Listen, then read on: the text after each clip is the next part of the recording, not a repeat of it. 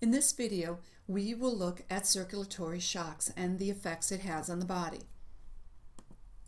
Circulatory shock is the failure of the cardiovascular system to provide adequate blood flow to meet normal metabolic demands. First, we will look at the various mechanisms involved in circulatory shock.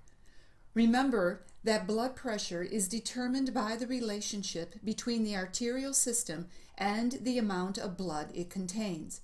In circulatory shock, this normal relationship is abruptly thrown out of equilibrium. There are three basic patterns that can lead to circulatory shock. These include cardiogenic shock. In cardiogenic shock, some type of cardiac malfunction is leading to a drop in cardiac output, and this is what causes the drop in blood pressure. Another pattern is hypovolemic shock. Here, the heart and blood vessels are normal, but the circulating blood volume is decreased. Thirdly, there is vascular shock. This is due to widespread dilation of the systemic arterioles. This picture illustrates the three different patterns of circulatory shock. In the first, we see the normal scenario. You have a normal cardiac output being delivered to normal-sized vessels. This will result in normal perfusion to the tissues. In the second, something has happened to reduce the cardiac output due to some type of cardiac malfunction. This reduced cardiac output results in a reduced perfusion, which is known as cardiogenic shock. In the third picture, look at the size of the blood vessels. They are much larger than the normal situation. So here you have a normal cardiac output being delivered to widely dilated blood vessels. This will cause reduced perfusion, which is known as vascular shock. And then in the last picture, you have a normal cardiac output being delivered to normal-sized vessels, but something has happened resulting in a volume loss. This is known as hypovolemic shock. Before we get into the three basic patterns of circulatory shock, we first need to look at primary shock, which is also known as neurogenic shock. Here, several factors will contribute to the loss of circulatory function. In primary shock, what happens is a very rapid drop in blood pressure. This will end up reducing the cerebral blood flow, resulting in fainting, which is also known as syncope. This can be due to a severe emotional trauma, intense pain, or a threateningly vivid experience. In primary shock, the response of the body is initially this widespread vasodilation, which causes a drop in the blood pressure. You will also see a decrease in heart rate, which will cause a decrease in cardiac output and further drop the blood pressure. You can also see peripheral pooling. This is due to decreased venous blood flow. When blood enters the dilated arterial networks, it results in less blood going into the venous system or a decrease in venous flow. Blood from the arterial spaces does not enter the veins as quickly as it should, and you get less return or venous return to the heart. Blood pools in the peripheral vessels, and this will further decrease the cardiac output. The overall result in primary shock is lightheadedness and a loss of consciousness. When a person loses consciousness, this interrupts the emotional stimulus to the autonomic nervous system that is controlling the heart rate and the vessel dilation. When this becomes interrupted, normal functions will return. The signs and symptoms of primary shock are immediate. Some other consequences can end up being more serious if there are other factors involved along with the initial stimuli. For example, if the person has CNS depression due to drug use, it can be very difficult to raise that person's blood pressure. If there is brain damage, or if there is a spinal cord injury or any type of excessive use of spinal anesthesia, these two will make it very difficult to raise the person's blood pressure in this scenario. Secondary shock is more common. Here, the signs and symptoms develop slower compared to primary shock and involve a combination of the three basic patterns that we initially talked about. This flow chart shows what happens in neurogenic shock. You have some type of severe pain or an injury or emotional stress that has an effect on the cardiovascular center, which will cause a reduced sympathetic output to the vessels, causing them to dilate, causing reduced blood pressure, putting the person into shock. Next, we will look at the mechanisms involved in circulatory shock. First of which is cardiogenic shock. Remember, cardiogenic shock is due to some type of cardiac malfunction that results in a decrease in cardiac output. The most common cause of cardiogenic shock is left ventricular failure due to a myocardial infarction. This occurs when 40% or more of the myocardium is lost. If over 80% of the myocardium is lost, death will occur even if there are therapeutic interventions. Some other causes of cardiogenic shock include cardiomyopathies. Cardiomyopathies is when the size of the myocardium has increased and the result is no tone in the musculature. This can result in a decrease in cardiac output. Also, bacterial toxins. Both of these two causes, cardiomyopathies and bacterial toxins, act to weaken the myocardial tissue, causing a drop in cardiac output. Other causes could be narcotic drugs or high levels of potassium. Both of these will depress normal myocardial function. Other causes could be neurothrombi. These are clots that stick to the inner lining of the heart, or cardiac tamponade. These two causes will end up restricting the normal pumping action of the heart. It could also be caused due to a tension pneumothorax. This is when air gains access to the pleural cavity and the lung collapses. This will result in increased pressure on the vena cava, causing a decreased venous return. There could also be extensive pulmonary embolisms. These will interfere with the flow of blood through the lungs, and as a result, less volume will reach the left heart, causing a decrease in cardiac output. One final cause could be cardiac arrhythmias, which are abnormal heart rhythms. This flow chart shows the basic mechanisms involved in cardiogenic shock. Some type of pumping restriction, anything that impairs venous return, anything that causes the myocardium to be weak, or anything that interrupts the normal rhythms of the heart will result in cardiogenic shock. The second pattern in circulatory shock is hypovolemic shock. This is due to an inadequate circulating volume of blood. The most common cause of hypovolemic shock is hemorrhagic shock due to severe bleeding after a massive trauma. When bleeding can be seen, it is easy to intervene and prevent shock from happening. However, if the bleeding is internal, in other words, can't be seen, intervention may be delayed.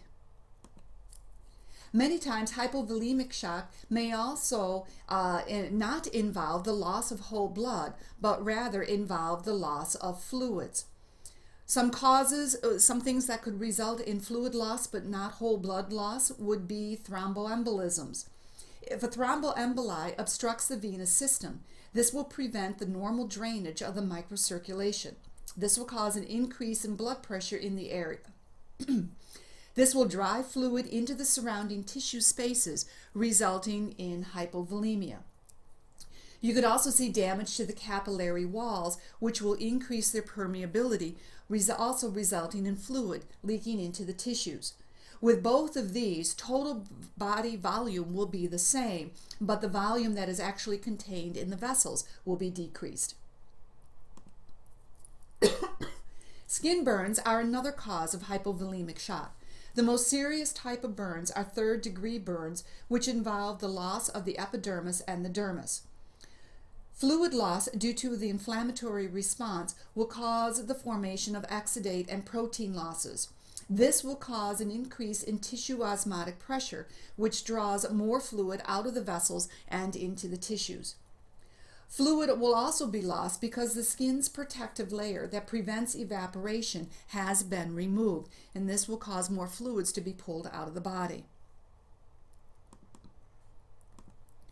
Another cause of hypovolemic shock that does not involve whole blood would be dehydration. Dehydration is a substantial water loss from the body. This may be due to sustained vomiting or diarrhea. It could be due to kidney disease or due to excessive perspiration. The effects of hypovolemic shock are more severe if the losses occur over a short time span. For example, a rapid loss of 20% of blood volume poses a much greater threat than a gradual loss of 35%. The reason being is that gradual losses allow compensatory mechanisms to kick in and replace this volume. The next pattern in circulatory shock is vascular shock. This is due to rapid and widespread vasodilation that will increase the vascular capacity, leading to a drop in blood pressure. This actually creates a relative hypovolemia. What this means is that the volume of blood is unchanged, but there is greater vascular space. As a result, it looks like less volume.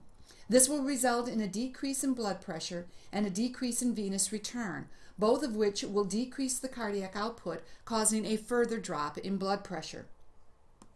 There are different types of vascular shock. The most common is septic shock.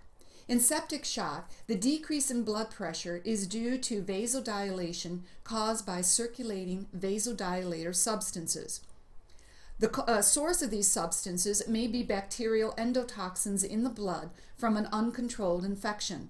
The most common type of infections are either GI infections or urinary tract infection. Another source of circulating vasodilator substances are histamines and kinins. These are released when the exotoxins cause tissue damage, and they are actually released from these damaged tissues. Tissue damage will also render the cells less able to use nutrients from the decreased blood supply. This will further complicate the problem, causing an even further release in these vasodilating substances. Another type of vascular shock is toxic shock. This is when the circulating toxins are not of bacterial origin. They may be released directly from damaged tissue, or they could be the result of liver damage. When the liver is damaged, it cannot properly detoxify the blood, and these toxins will end up increasing in concentration in the circulating blood. A third type is anaphylactic shock. This is an immune response following second exposure to a foreign antigen. What happens is that histamine will be released from sensitized cells when the antigen binds to them. The most common type of sensitized cell that acts as a source of histamine are the mast cells. This can be the result of insect bites, drugs, blood transfusion, and food allergies. This flow chart summarizes the different types of vascular shock. Again, it may be due to an antigenic stimulus, which would be anaphylactic shock. It can be due to either bacterial sources of toxins or non-bacterial toxins, all of which will cause a drop in blood pressure. How does our body respond to the shock? How does it try to compensate for the shock? A decrease in blood pressure will trigger several reflex compensation mechanisms, all of which are based on negative feedback control. One of the first things that happens is the baroreceptors will respond. These are pressure-sensitive receptors found in the cardiovascular system. They are found in the aortic arch and in the carotid sinuses. The carotid sinuses are near the division of your common carotid artery. The baroreceptors will sense pressure changes and send information to the medulla oblongata integration centers. These are also known as the cardiovascular center. The medulla will send a response that will cause effector cells to adjust the blood pressure. These effectors are the heart and the blood vessels. The response will cause the heart to control the cardiac output, and it will cause constriction in the arteries and veins. If the cardiovascular center sends out sympathetic impulses, this will cause the heart rate to increase as well as the stroke volume, both of which will cause an increase in cardiac output and cause your blood pressure to rise. Sympathetic impulses will also cause arterial constriction to increase. This will increase peripheral resistance, leading to an increase in blood pressure. Thirdly, sympathetic impulses will cause an increased venous wall tension, in other words, tone in the vessels. This will increase venous return, which increases your stroke volume and increases cardiac output.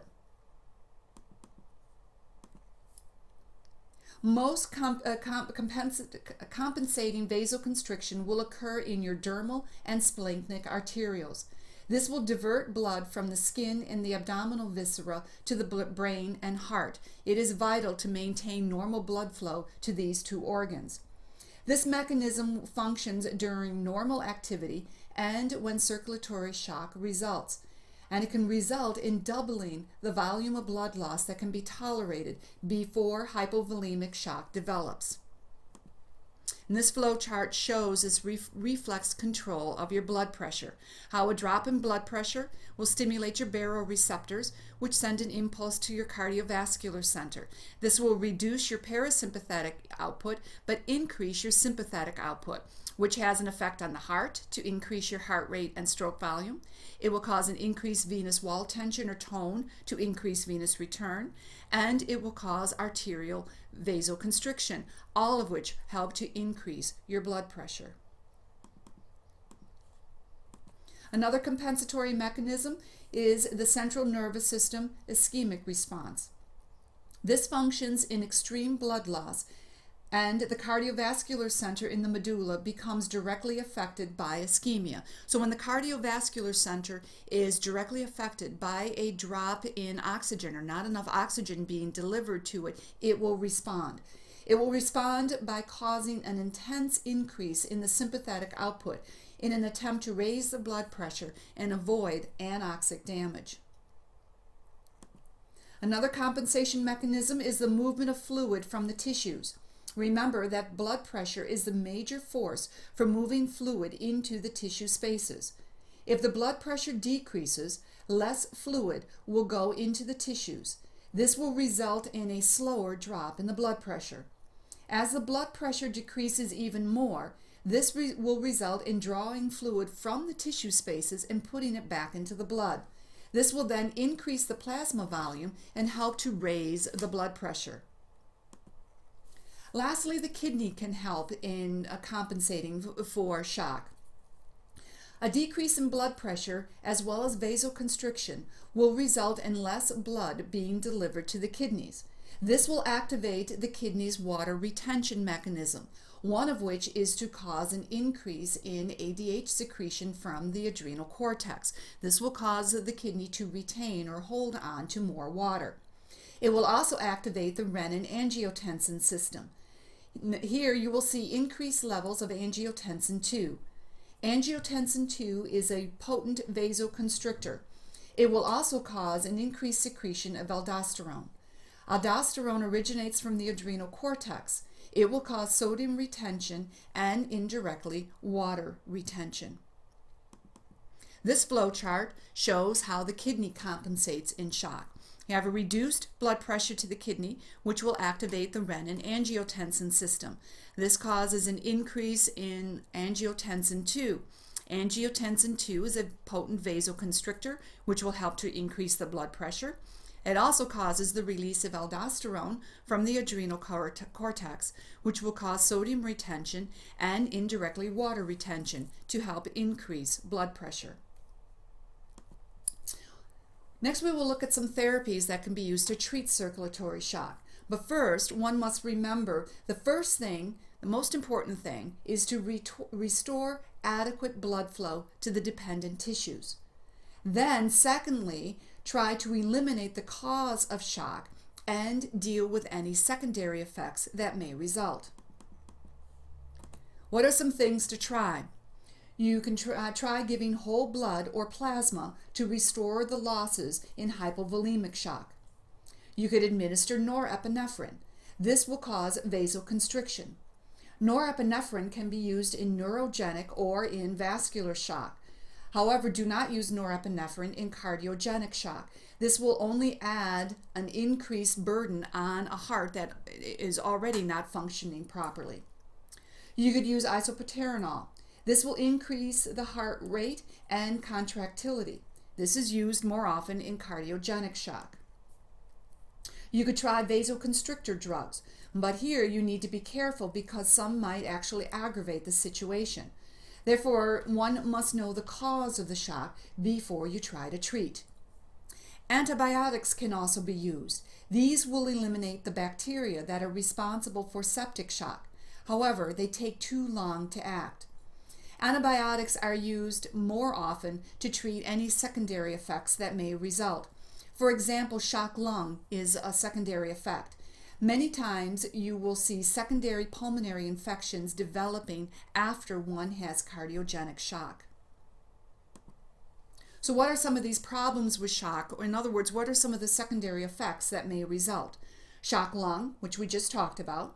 You could see various kidney problems, or you could see pH imbalances, which can lead to either metabolic or respiratory acidosis.